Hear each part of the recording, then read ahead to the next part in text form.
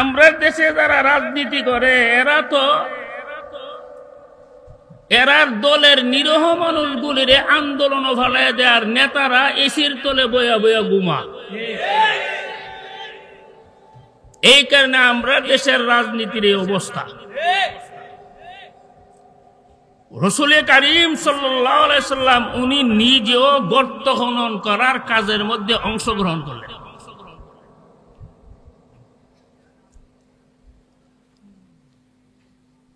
যেই 10 জনের বাগে 40 সাপ এক দলে গাঁথা খনন করতে যাইয়া দেখে বিরাট বড় একটা পাথর। 10 জনের সম্মিলিত ভাবে চেষ্টা করছে, এই পাথরটা ভাঙতে পারছে না। এখন পাথর যদি না ভাঙা যায় গর্ত খনন করা যাবে না। তখন সালমান ফারসি রাদিয়াল্লাহু তাআলা আনহু রাসূলের কাছে গিয়া বললেন, ইয়া রাসূলুল্লাহ, এমন বিরাট বড় পাথর পড়ছে, এই পাথর আমরা 10 জনে মিলেও ভাঙতে পারি নাই। এই সমস্যার সমাধান কিভাবে করা সম্ভব? তখন নবী নিজে একটা কুদাল হাতে নিয়ে সেখানে গেলেন, গিয়া এই পাথরটাকে ভেঙ্গে চুরমার করে দিলেন। যেই পাথর 10 জনে মিলে ভাঙতে পারল না, এই পাথরটা রাসূল একা ভেঙ্গে চুরমার করে দিছে। এটা ছিল রাসূলের মুজিজা, এবং এই পাথরটার দ্বারা আল্লাহ তাআলা আমাদের নবীকে 3টা ভবিষ্যৎবাণী দিয়েছিলেন। রাসূল বললেন, পাথরটার মধ্যে যখন আমি প্রথম আঘাত করলাম, আঘাতের সাথে সাথে একটা অগ্নিস্ফুলিঙ্গ, একটা আগুনের লুক্কা বের হয়েছে। এই আগুনের আলোতে আমি হীরা এবং ফারস্যের রাজ প্রাসাদগুলো দেখছি। কই মদিনার কই ফারস্য, এটা রাসূলের মুজিজা। দ্বিতীয়বার যখন আঘাত করলাম, আরেকটা অগ্নিস্ফুলিঙ্গ বের হইল। এটার আলো দিয়া আমি রোম দেশের রাজ প্রাসাদগুলো দেখলাম। আরেকটা আঘাত করলাম, এই আঘাতের দ্বারা অগ্নিস্ফুলিঙ্গ বের হইল। এই আলোর দ্বারা আমি সানা ইয়ামানের বিল্ডিং গুলো দেখলাম। একটা পাথরের মধ্যে 3টা আঘাতের দ্বারা 3টা রাষ্ট্র আল্লাহ আমরা নবীরে দেখাইছি। রাসূল বললেন, এ সাহাবারা, তোমরা সুসংবাদ গ্রহণ করো। এই মুহূর্তে হযরতে জিবরিল আমার কাছে আয়েশা বইলা গেছে, আমি যে 3টা বড় বড় রাষ্ট্র দেখছি, অদূর ভবিষ্যতে দেশগুলো মুসলমানদের দখলে চলে আসবে।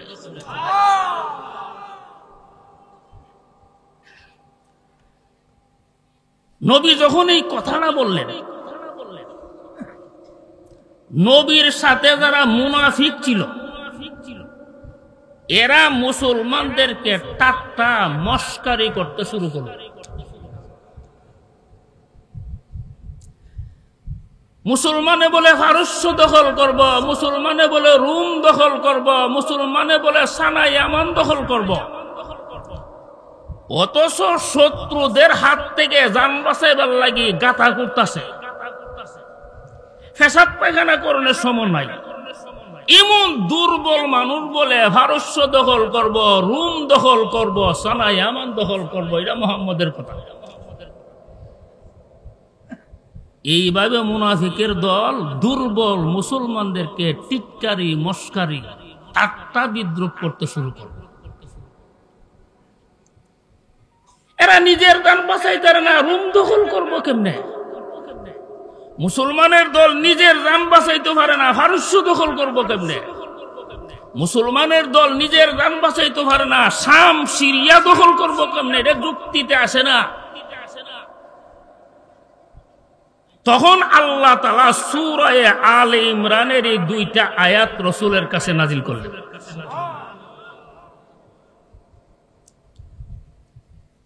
কুলিল্লাহুম্মা মালিকাল মুলকি তুতিল মুলকা মান তাশা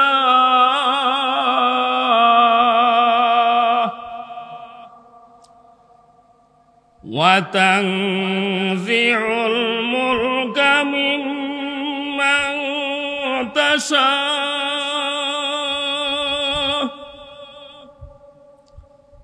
ওয়া তুইজ্জু মান তাশা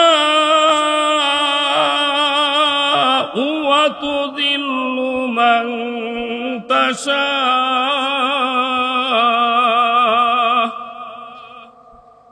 বিয়াদিকাল খায়র ইন্নাকা আলা কুল্লি শাইইন কাদির।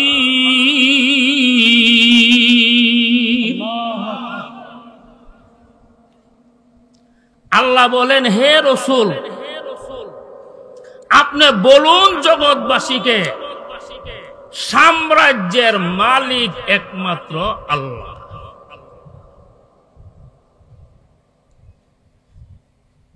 জগতের মালিককে আল্লাহ, এটা আপনি মানুষকে জানাইয়া দেন।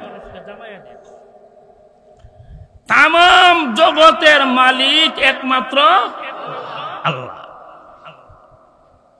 এবং আরো জানাইয়া দেন, আপনি দোয়া করেন, তুতিল মুলকা মান তাশা, হে আল্লাহ, তুমি যাকে ইচ্ছা করো তারে রাজ্য দাও, যাকে ইচ্ছা করো তার কাছ থেকে রাজ্য ছিনাইয়া নাও। তুমি যাকে ইচ্ছা করো সম্মান দান করো, তুমি যাকে ইচ্ছা করো তারে অপমান করো।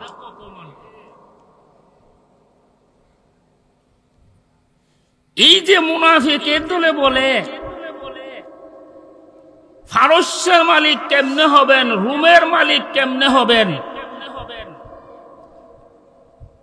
সনা ইয়ামানের মালিক কেমনে হবেন, এরা যে টাট্টা বিদ্রুপ করতেছে, এরারে বলেন রাষ্ট্রের ক্ষমতার মালিক বানায়া দেওয়া, এই ক্ষমতা হলো আমি আল্লাহ। ঘুমাইছেন না গীতা? আল্লাহ যাকে ইচ্ছা করে রাজ্য দে, আল্লাহ যাকে ইচ্ছা করে রাজ্য নে কইলে হইতো না, সিনাইয়া নে। নেই হইলো এক জিনিস, আর সিনাইয়া নে হইলো আরেক জিনিস। কইটা কেমনে? আপনি আমার কাছে 10,000 টাকা হাওলাত চাইছেন, আমি আপনাকে 10,000 টাকা দিছি, এটা আফুসে দিছি না সিনাইয়া নিছ? এ কথা তো আফুসে নিছে। আরেক লোকের গাঁটটা দৌড়া দুইটা তাওয়া দা ফালাইয়া 10,000 টাকা লইছে, এটা আফুসে নিছে না সিনাইয়া নিছে? এ সিনাইয়া নিছে। আল্লাহ যাকে ইচ্ছা করে রাজত্ব দে, যাকে ইচ্ছা করে তার কাছ থেকে রাজত্ব সিনাইয়া নে, সিনাইয়া এমন ভাবে সিনাইয়া নে জনগণে বলবারও টাইম থাকে না। ঠিক দিতে পারছি? জনগণের কাছ থেকে বিদায় নেওয়ার সময় নাই, দুইটা কথা বলবার সময় নাই, নিজের প্রয়োজনীয় কাপড়গুলি লইয়া যাইবার সময় নাই। ইরাহি রাষ্ট্র নে না সিনাইয়া নে, এটা হলো সিনাইয়া নেওয়ার তফসির, সিনাইয়া নেওয়ার তফসির।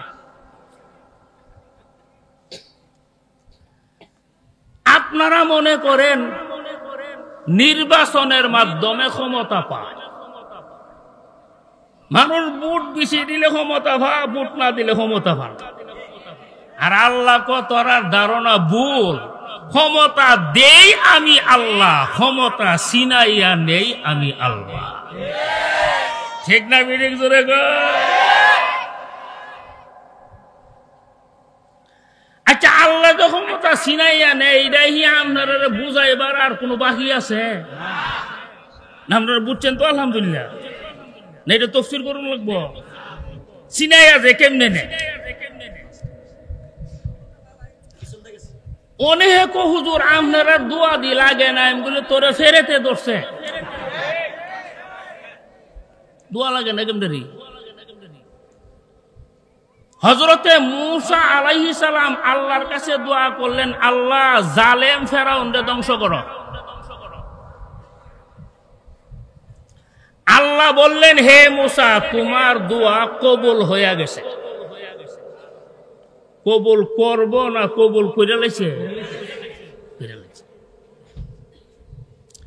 কিন্তু জালেম ফেরাউন তো মরে না। মূসা নবী তাই নেই দিয়ে আমার কইল, তাই কেডা? আল্লাহ। আল্লাহ দি কইল আমার দোয়া কবুল হইয়া গেছে, হয়ে গেলে হেদি মরে না। দোয়া কবুল ওইসে কেমনি?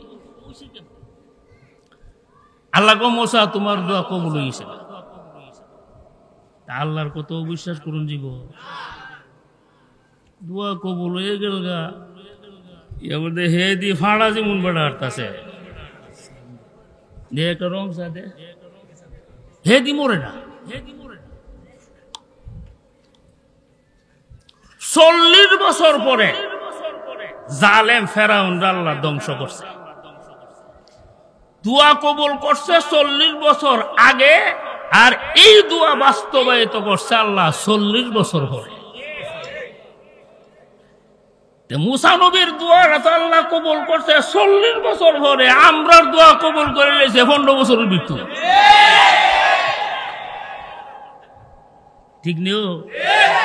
আমি কইলাম কইরে বকতাছি না, আমি কই সমালোচনা করতেছি। কই সমালোচনা করেন আমার দরকার আছে? দোয়া কবুলের কথা কইতাছি। দোয়া যে কেমনে কবুল? মূসা নবীর দোয়া কবুল হয়েছে 40 বছর পরে, আর আমরার দোয়া কবুল হয়েছে 15 বছরের মাথাতে। দোয়া বুঝি কবুল না? কোনদিন কোন আল্লাহওয়ালাদের বিরোধিতা করবেন না, আল্লাহওয়ালাদের পিছনে লাগবেন না। আল্লাহওয়ালা যখন আল্লাহর কাছে মামলা করে দিবে, এই মামলা আর ফিরায় আনা সম্ভব হয় না। এটার বিচার হবে দুনিয়াতে। ঠিক না বিধি? আরো জোরে ক।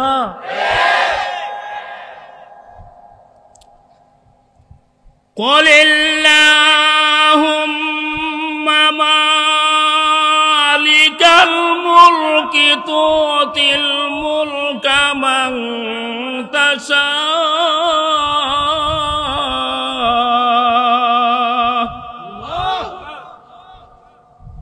وتنزع الملك ممن تشاء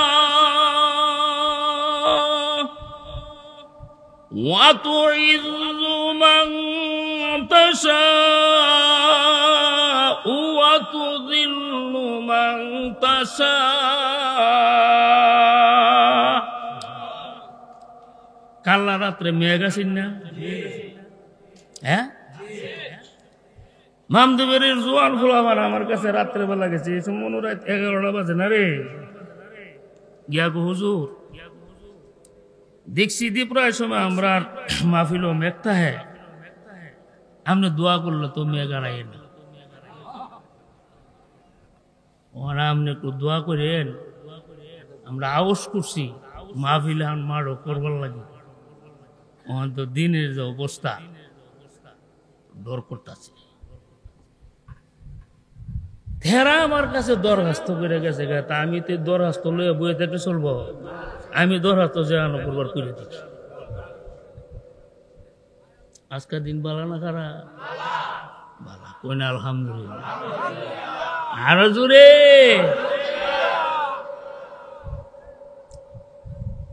মান আদালি ওয়ালিয়ান ফাকাদ আযানতুহু বিল হারব। আল্লাহ বলেন আমার ওলিদের সাথে যারা দুশমনি করবে এদের সাথে আমি আল্লাহর যুদ্ধের দিকলাম। যারা ওলিদের সাথে দুশমনি করবে তাদের সাথে আল্লাহর যুদ্ধ। আচ্ছা, আল্লাহর সাথে যুদ্ধ করে কেউ টিকতারে? ঠিক না বিটি? আপনারা মনে করেন গুনাহ করলে তার সাজা পরকালে হবে, আল্লাহ গুনাহ করলে তার সাজা দুনিয়াতেই হয়। ঠিক না বিটি? মনে করেন একটা ছেলে ডাহাতি করছে, করতে গিয়ে হে ধরা খেলিছে। ডাহাতি করন গুনাহ না সোয়া? সোয়াব নাকি দা? সমাজের মানুষ তো ধরে লিছে, ধরে ফইল তাই দিয়ে একটা গোল মোড়া। আচ্ছা, এর মাল লোকিল কি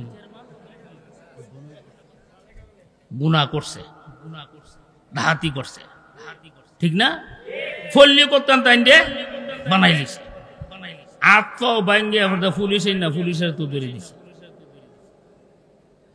পুলিশে তার 5 বছরের জেল দিছে। ওসিনি দুনিয়ার সাজা? গুনাহ করলে দুনিয়াতে সাজা আসেনি? আরো জোরে ক। মনে করেন আমি মেরাজুল হক কাসিম, যদি আপনারা আজকে খবর হয় যে হুজুরে বিডির হইতে রুচি, কথার কথা কইতাছি। আচ্ছা, যদি এই গুনাহটা প্রকাশ পায়, আমার এই মুহতামিমগিরি থাকবো নি? ওয়াজ থাকবো নি? আমার কাছ থেকে কই ফানি ভরা নিব নি? কাইতন ভরা নিব নি? আমারে দাওয়াত করবো নি? হুজুরে গুনাহ গেল কি কি তুইছে? একটা গুনাহ, একটা গুনার সাজা এত। মুহতামিমগিরি গেল, দাওয়াত গেল, ওয়াজ গেল, তাফসীর গেল, সম্মান গেল, মর্যাদা গেল, সালাম কালাম গেল। তাহলে দুনিয়ার সাজা দুনিয়ার মধ্যে গুনার সাজা হয়নি? আরো জোরে ক। আমনে যদি আমাবস্যা রজনীতে সাগরের তল দেশও গুনাহ করেন, এই গুনাহটা একদিন এই গুনার সাজা আপনার ভোগ করতে হবে। ঠিক না বেটি? নাম কইতেও তো শরম করে। এই যে শেখ হাসিনা, আমি শুনছি এই মহিলা তাহাজ্জুদের নামাজ পড়ত, তসবিহ পড়ত, এরপর আপনার কোরআন শুনিব। আচ্ছা, এগুলি ভালো না খারাপ? ভালো কাজ। কিন্তু আজকে বুঝলাম এই সবগুলি করছে মানুষকে ধোঁকা দেওয়ার জন্য। গুলি ধোঁকা দিছে। এরা তো আমরা বলে ধর্ম ব্যবসায়ী, হেরা হইল সবচেয়ে বড় ধর্ম ব্যবসায়ী। ঠিক না বেটি? নির্বাচনের আগে তসবিহ, নির্বাচনের আগে কোরআন শরীফ পড়ে, নির্বাচনের আগে নামাজ পড়ে, এটা বেশ ধরছে, বেশ বেশ। ঠিক না বেটি? বেশ ধরছে। আল্লাহ দরবেশগিরি ছুড়াইছে, ছুড়াইছে না? ছুড়াইছে না? বেশ যে ধরছে, আর কোন দলিল লাগবে না, আয়নার গড় একটাই যথেষ্ট। এই গড়টার ভিতরে মানুষকে যেই নির্যাতন করছে, মানুষকে এই ধরনের নির্যাতন করতে পারে। ঠিক না বেটি? আরো জোরে কান। ওয়াল্লাহু লা ইউহিব্বুল গালিবিন।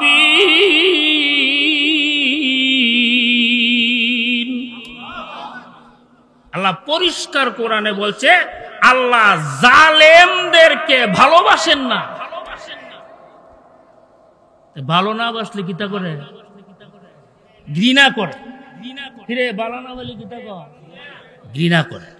আল্লাহ জালেমরা ভালোবাসেন না, জালেমদেরকে ভালোবাসেন না। এই কারণেই আল্লাহ তাআলা নমরুদকে ধ্বংস করছে। জালেমদেরকে ভালোবাসেন না, সেই কারণে আল্লাহ ফেরাউনকে ধ্বংস করছে। জালেমদেরকে ভালোবাসেন না, সেই কারণে আল্লাহ কওমে আদ কওমে সামুদকে ধ্বংস করেছে। ঠিক তেমনি ভাবে আল্লাহ তাআলা জালেমদেরকে কিয়ামত পর্যন্ত ধ্বংস করছে। ঠিক না বেঠিক?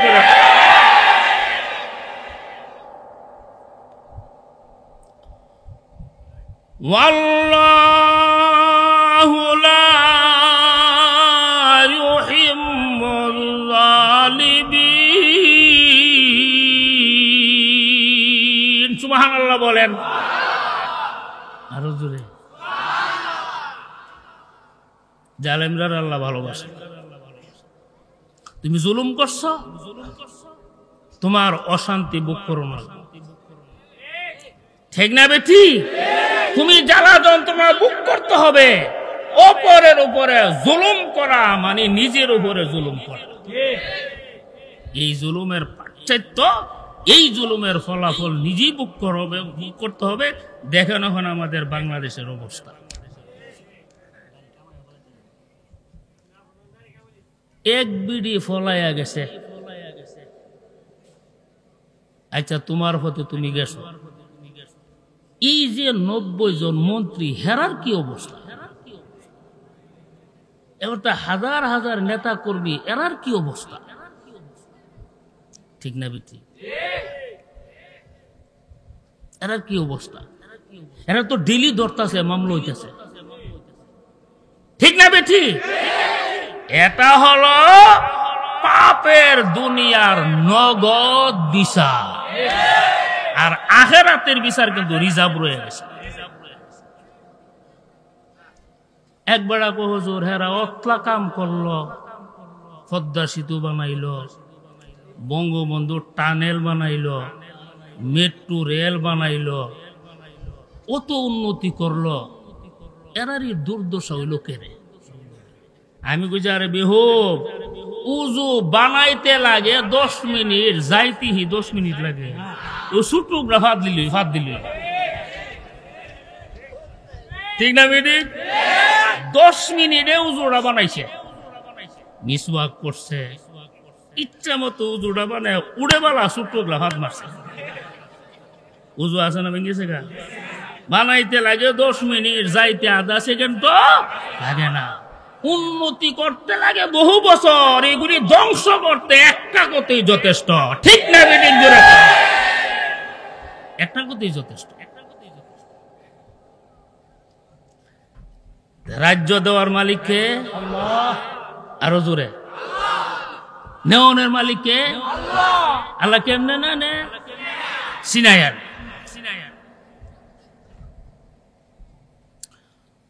وَتَنزِعُ الْمُلْكَ مِمَّنْ تَشَاءُ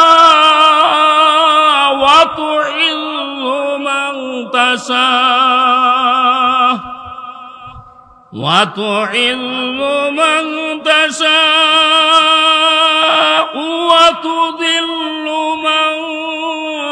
تَشَاءُ بِيَدِكَ الْخَيْرُ إِنَّكَ عَلَى كُلِّ شَيْءٍ قَدِيرٌ।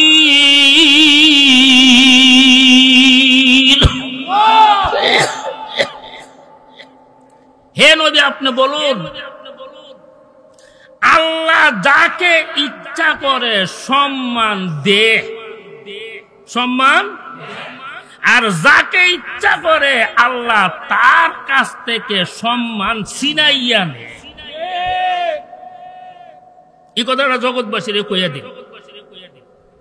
ইজ্জত সম্মান এটা কোনো মার্কেটে পাওয়া যায় না, কোনো অফিস আদালতের মধ্যে বিক্রি হয় না। জোরে কর। ইজ্জত আল্লাহ দে, আবার ইজ্জত আল্লাহ নে। কোন সময় কোন এ সময় কটা গেছে কইয়া নিত না তো। যেমন সালমান এফ রহমান নি বেড়ান না, দাড়িটা কামাইয়া চেষ্টা করছে বাস্তব নিবার,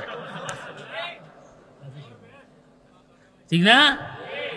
এইবার চেষ্টার মধ্যে কোনো ত্রুটি নেই, চেষ্টা করছে, দাড়ি কামাইছে, নৌকাত গিয়া উঠছে, কিন্তু বেড়া জান বাঁচাইতো। এমন একটা বুড়া লোক, একটা ভাও কবরও গেছে গা, তোর লাগি হুমরামতিটা করুন হাসছে, ঠিক না? বিদিক করে কর, তুই এত বড় হদের মালিক, আল্লাহ নিয়ামতের শুকরিয়া আদায় করতে, নামাজ পড়তে, আল্লাহ বিল্লাহ করতে, আল্লাহ যত ইজ্জত দিছে, এই ইজ্জত পাইয়া ফেরাউনের মতো হয়ে গেছে।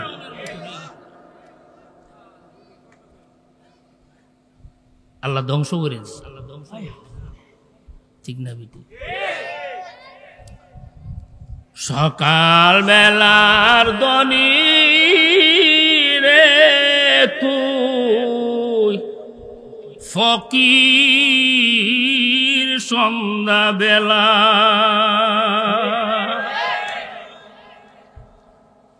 নদীর পার বাঙ্গে সে পার গর, এই তো নদীর খেলা। সকাল বেলার দনি রে তুই ফকির, সন্ধ্যা বেলা। কেন তাদের এই দুর্দশা? এরা এই দেশের আলেম উলামাদেরকে কান্দাইছে, নীরবে আলেম উলামারা কাঁদছে, ঠিক না বেটি? চোখের পানি ছাড়ছে, বাড়ি ঘর সাইরা বিভিন্ন এলাকার মধ্যে গিয়ে ফলাইয়া রয়েছে। আলেম উলামাদেরকে এমন কষ্ট দিছে তারা, তাদের কষ্ট আরম্ভ হয়ে গেছে গা। আমরার কষ্টটাতেও আছেন 5 মাস, এরার কষ্টটা যে কতটা লম্বা ওইটা আল্লাহ ছাড়া কেউ জানে না, ঠিক না বেটির জোরে কর? কতদিন যে লম্বা তোমরার কষ্ট ওইটা আল্লাহই জানে। ধৈর্য ধারণ করেন, সবর করেন। আল্লাহর আদালত বড় সুন্দর, আল্লাহর বিচার বড় ইনসাফের বিচার, ঠিক না বেটির জোরে কর?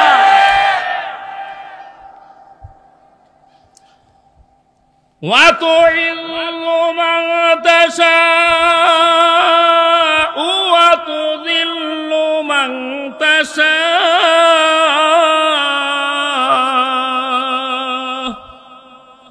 بِيَدِكَ الْخَيْرُ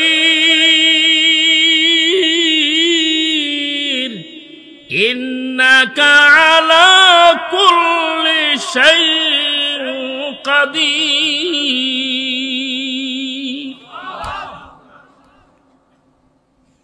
ডক্টর ইউনূস সাহেব বর্তমান অন্তর্বর্তীকালীন সরকারের প্রধান উপদেষ্টা। ইবেটারে জেল জুলুম দিয়া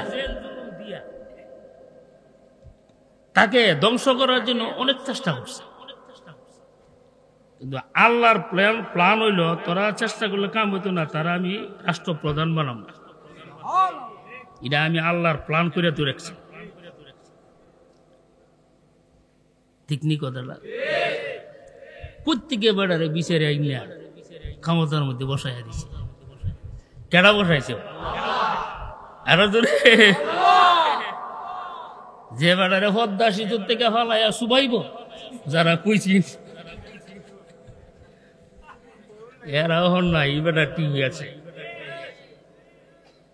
ইজ্জত দেয় কেডা? আরো জোরে ক।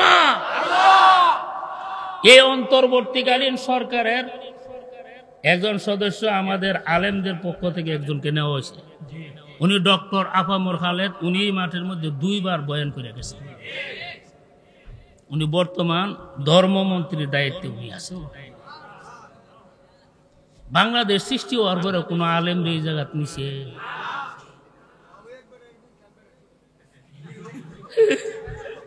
কিন্তু ডক্টর আফামর খালেদ ধর্ম মন্ত্রণালয়ের বেড়া হয়ে গেছে। কেডা দিছে? আরো জোরে, আরো জোরে। বর্তমান অন্তর্বর্তীকালীন সরকারের প্রধানের কাছে আমরা একটা দাবি থাকবে, এই দেশটা বর্তমানে চলতেছে বিদেশিদের পয়সার দ্বারা। যদি এই দেশের ছেলেরা বিদেশ না থাকত, আমরা না খাইয়া মরলাম। কাজে এই দেশের মধ্যে যখন জনসংখ্যা বেশি, বর্তমান সরকারের একটা কাজ করা খুবই জরুরি।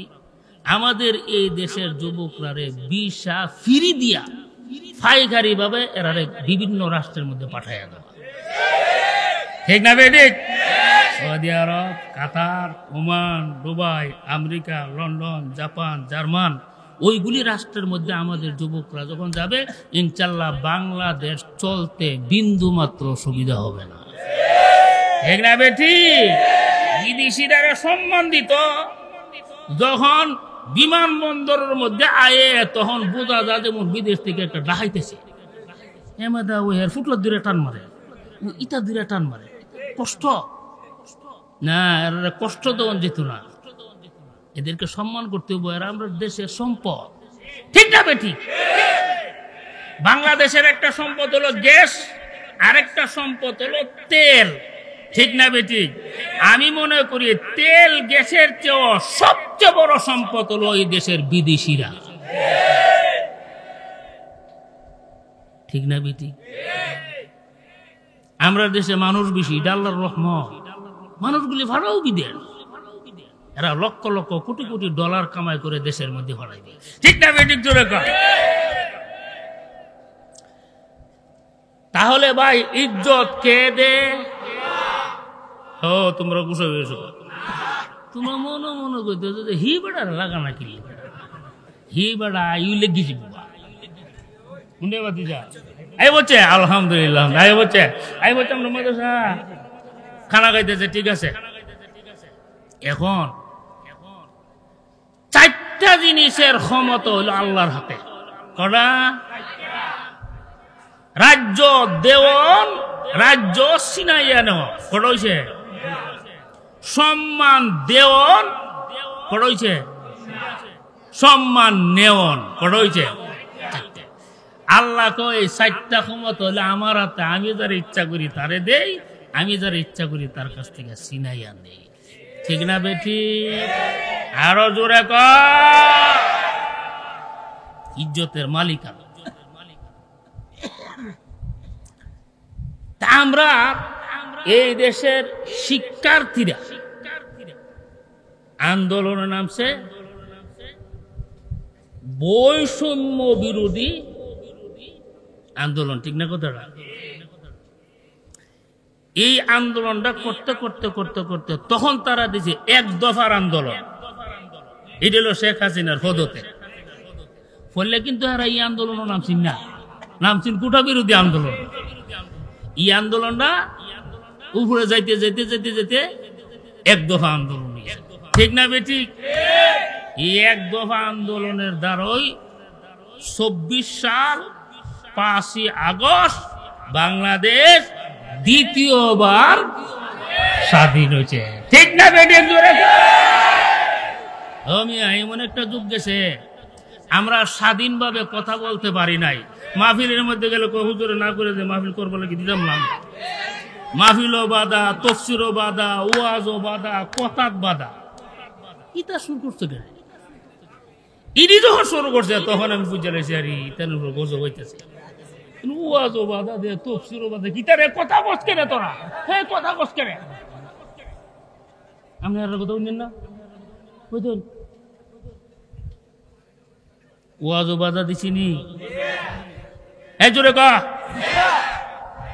ওয়াজও বাধা দিছে, তফসিরও বাধা দিছে।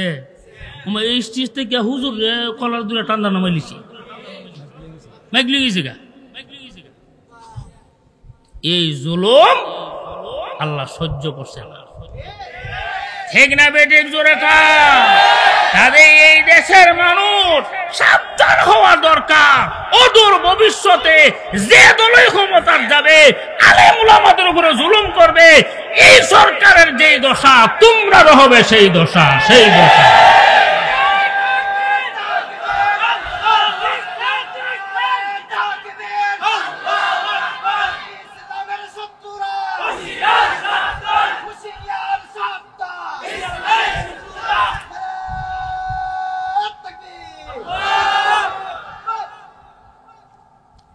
এখন কোন একটা দেশ যদি স্বাধীন হয় তাহলে আমরা খুশি না বেজা?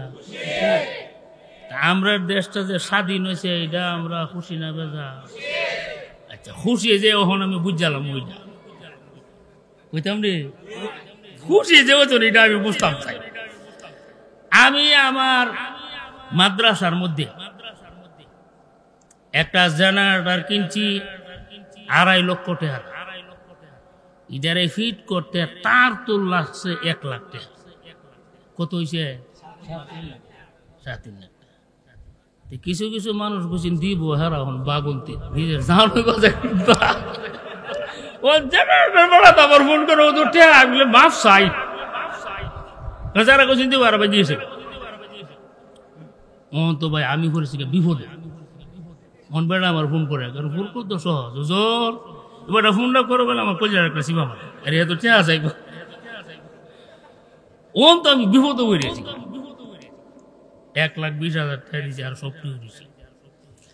আমরা এই বিজয় দেশ উপলক্ষে আপনারা যদি সামান্য সামান্য দান করেন তাহলে আমরা বিজয় দিবসের উল্লাসটা হয়ে যাব গা, আর জেনারেটরটা টাকার একটা ব্যবস্থা। আচ্ছা আপনারা এই রাজি আছেন সবাই? ওহন করলে আমি ইনশাল্লাহ নরম হয়েছে গা, ওহন ইনশাল্লাহ। এখানে মধ্যে যতলা মানুষ আছেন আপনারা 1,000 টাকা করে যদি দিন 1 লাখ টাকা হবে, ঠিক নেই হবে ধরো। আপনারা উপস্থিত যারা আছেন সবাই শরীক থাকতে, এই জেনারেটরের দ্বারা ছেলেরা লেখাপড়া করবো, কোরআন পড়বো, হাদিস পড়বো, মুসল্লিরা 5 ওয়াক্তের নামাজ পড়বো, শুধু সোয়াব আর সোয়াব।